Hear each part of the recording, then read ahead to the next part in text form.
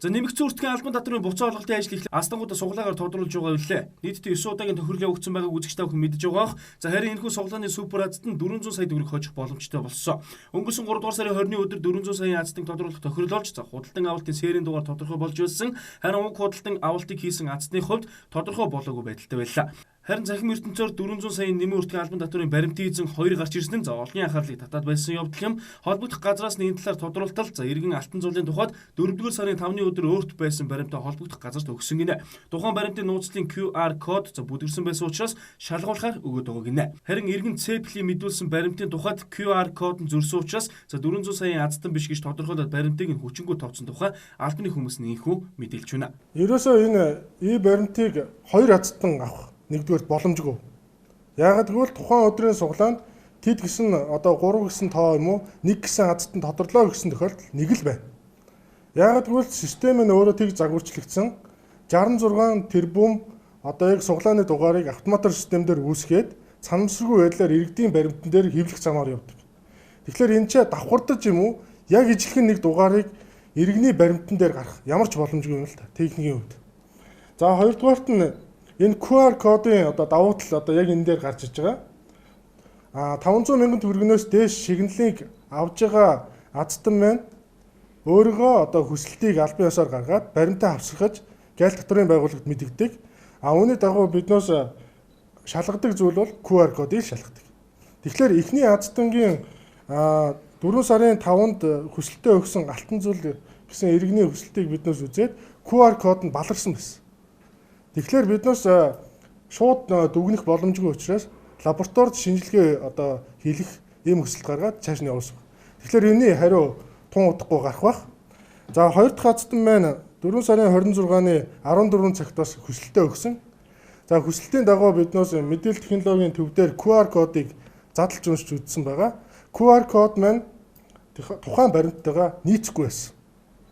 Тийм учраас биднээс өнөөдөр албан ёсоор тэр цэпл гэж байгаа одоо иргэн маань яг албан ёсны 400 саяын аздан биш юм а гэж биднээс дүгнээд байгаа. Иргэн алтан зуулын баримтыг одоогоор шалгаж байгаа гэдгийг холбогдох газраас нь мэдээлж байлаа. Харин хүчингү тооцсон иргэн гэх цэплийн баримтны талаар түүнтэй холбогдож асууж тодруулсан юм.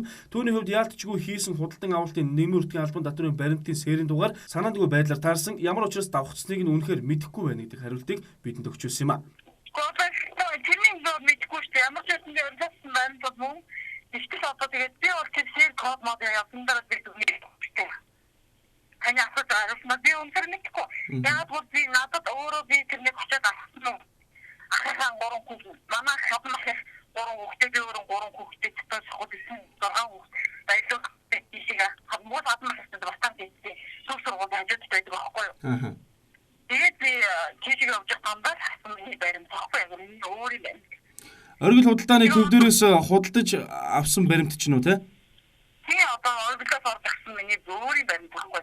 Тэгээд яагаад би одоо оргилоос баримт миний мундаг авсны баримт гэж би мэдэхгүй шүү дээ тийм.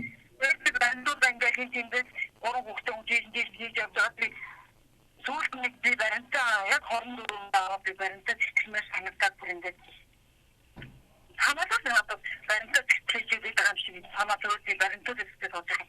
Тэр маань гарч ирж байгаа. Тэгээд энэ чинь яарчгүй миний баримт байгаа байхгүй.